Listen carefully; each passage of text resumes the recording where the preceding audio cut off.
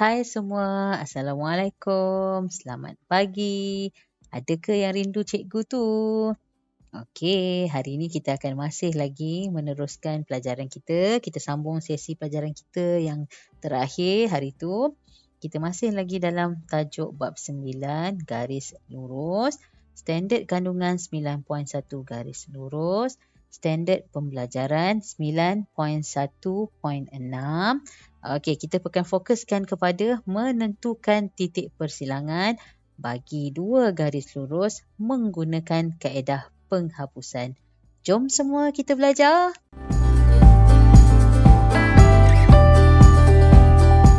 Okey, sekarang kita lihat pula contoh yang keempat, soalan D. Y sama dengan 1/5X tolak 16/5. Dan yang kedua kita ada negatif 3X tambah 7Y sama dengan negatif 8. Okey, soalan macam ni kalau pelajar-pelajar tengok biasanya dia akan jadi fobia. Dia akan jadi histeria. Bukan sebab apa? Sebab bila dia tengok je soalan dalam bentuk pecahan, mindset pelajar dia akan cakap soalan tu susah. Okey, soalan bila di dalam bentuk pecahan macam ni dia tak susah. Cuma dia ada sedikit tambahan kerja yang kita kena buat lah. Okey, first kali macam biasa, kita jadikan yang pertama tu sebagai persamaan nombor 1, yang seterusnya sebagai persamaan nombor 2. Okey, yang jadi masalah di sini ialah dalam bentuk pecahan. Kita ada 1/5 dengan 16/5. So, apa yang kita kena buat first kali ialah kita kena hapuskan nombor-nombor di bawah tu. Nombor 5 tu. Nombor 5 tu kita tak nak. Kita nak jadikan dia semua kita punya persamaan tu dalam bentuk nombor bulat sahaja. 5 ni kita tak nak. Okey, so macam biasa, bila kita nak hapuskan bahagi 5, 1/5 tu maksudnya 1 bahagi 5. 16/5, 16 bahagi 5. So, apa yang kita nak hapuskan ialah kita nak hapuskan bahagi 5. So, bila kita nak hapuskan bahagi 5, kita kena buat operasi yang bertentangan dengan dia. Bahagi bertentangan dia apa? Darab. So, apa yang kita buat? Kita darabkan kesemua dengan 5. So, maksudnya, kalau kita nak hapuskan 5 dekat bawah tadi, kita tahu 1/5X mesti darab 5.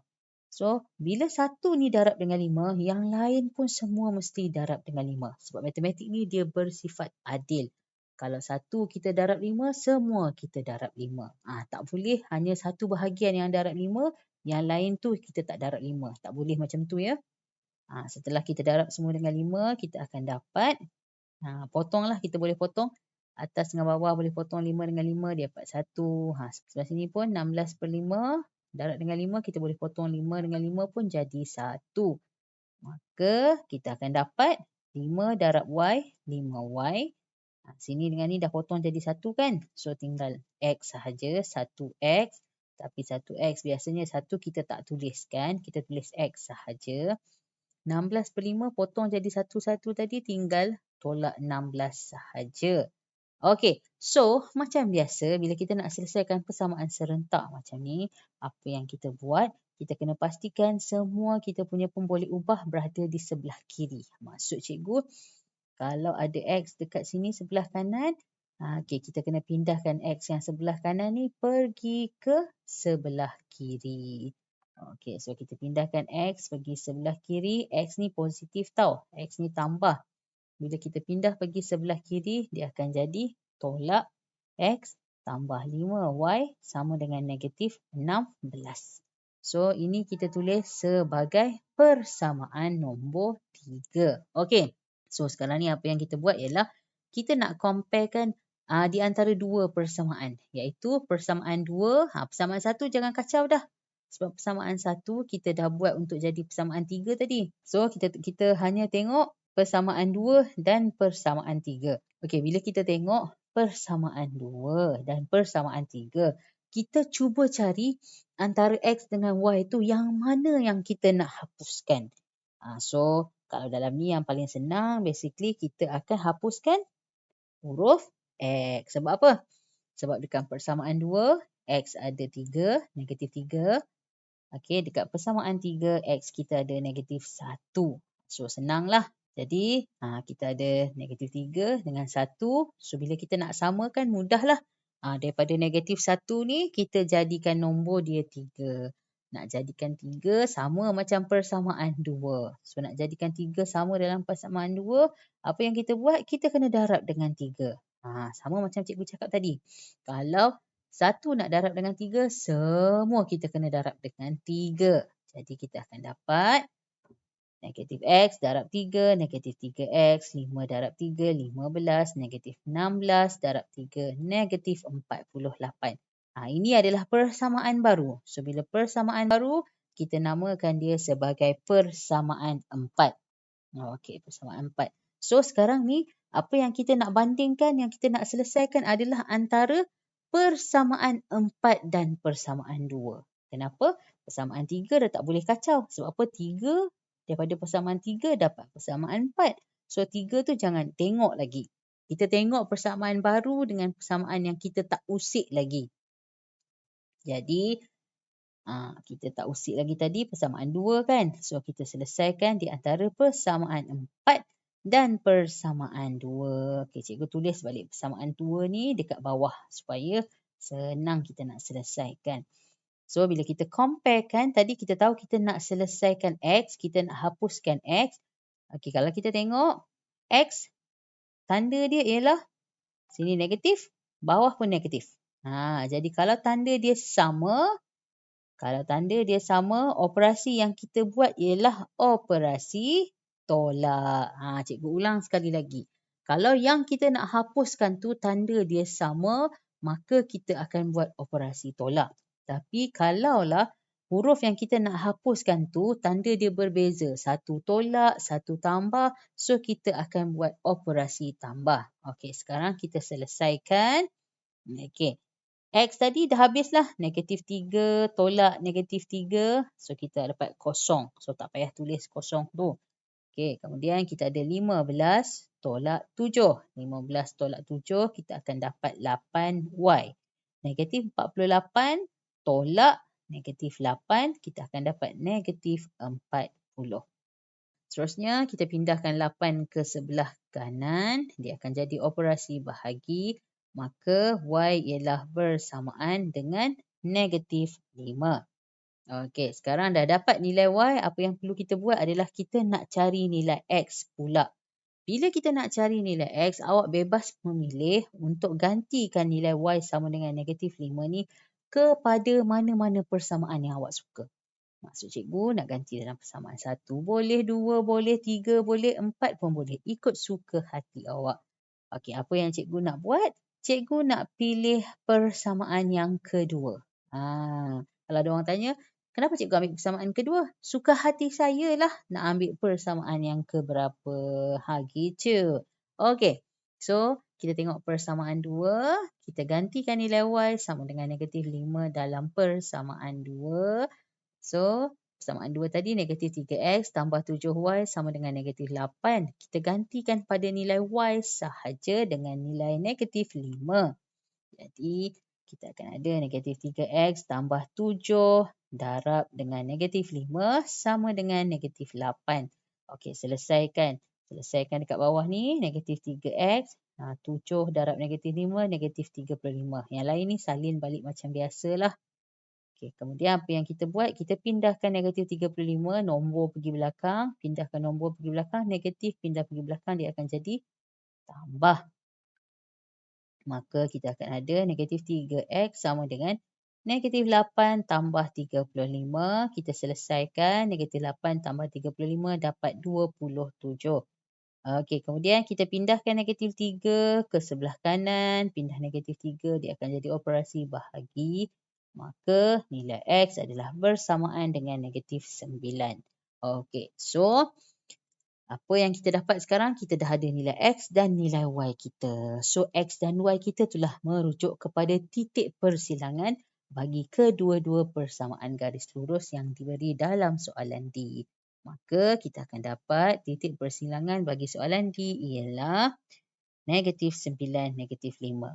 X negatif 9, Y negatif 5. Jadikan dalam bentuk koordinat.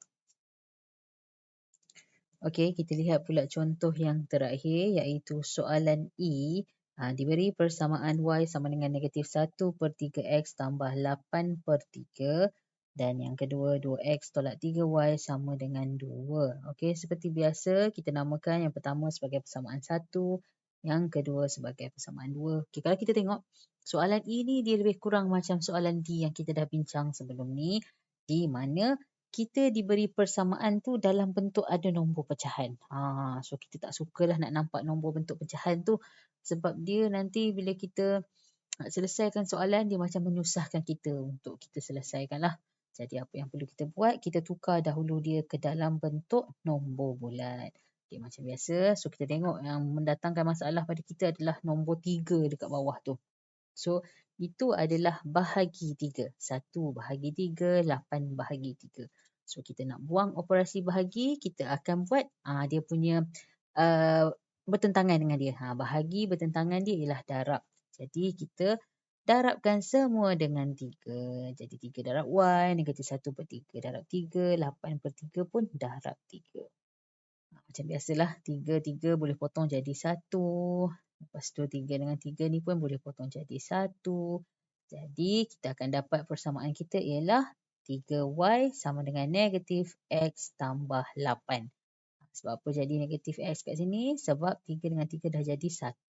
Tapi cikgu tak tulislah 1 kat sini. Tapi awak tahulah, walaupun tak tulis nombor 1, kalau ada negatif x macam ni, kita tahu depan ni mesti negatif 1. Okey, seperti biasa kita nak supaya di bahagian sebelah kiri, bahagian hadapan ada huruf pemboleh ubah dia. Jadi kita nak huruf x dan y dua-dua duduk di hadapan. Okey. Jadi apa yang kita nak sekarang, kita nak supaya pemboleh ubah x dan y dua-dua berada di bahagian sebelah kiri. Maka kita akan pindahkan negatif x ke hadapan. Bila kita pindahkan, dia akan jadi x tambah 3y sama dengan 8.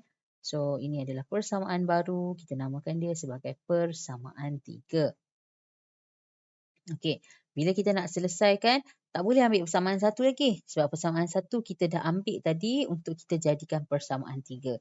So, persamaan yang belum digunakan ialah persamaan 2. So, cikgu tulis balik persamaan 2 kita dekat sini. Ni cikgu tak buat apa-apa.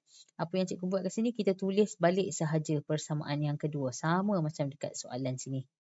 Okey, so kebetulan nak dijadikan cerita, kita dapati bahawa persamaan 3 dan persamaan 2 ada huruf yang terus boleh dihapuskan tanpa kita perlu nak darab apa-apa. Sebab apa? Kalau awak tengok dekat sini, dalam persamaan 3 kita ada 3y.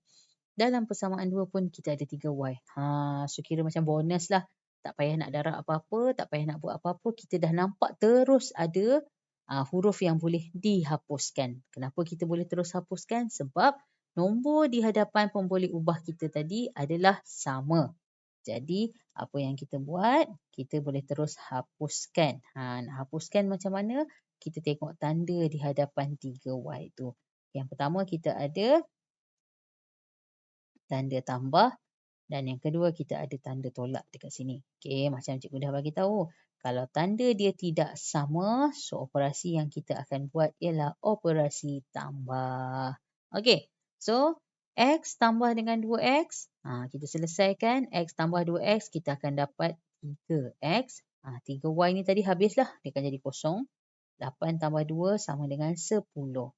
Kemudian pindahkan nilai 3 ke sebelah kanan, maka kita akan dapat nilai x sama dengan 10 per 3. Okey, again sama macam soalan-soalan yang sebelum ni kita bincang. Bila kita nak dapatkan pula nilai y, kita boleh gantikan nilai x sama dengan 10 per 3 tu pada mana-mana persamaan yang kita suka. Persamaan 1 boleh, persamaan 2 boleh, persamaan 3 pun boleh. Okey, cikgu memilih kepada persamaan nombor 2. Okey, persamaan nombor 2. Jadi, cikgu akan gantikan nilai x sama dengan 10 per 3 dalam persamaan 2. Okey, cikgu tulis balik 2x tolak 3y sama dengan 2.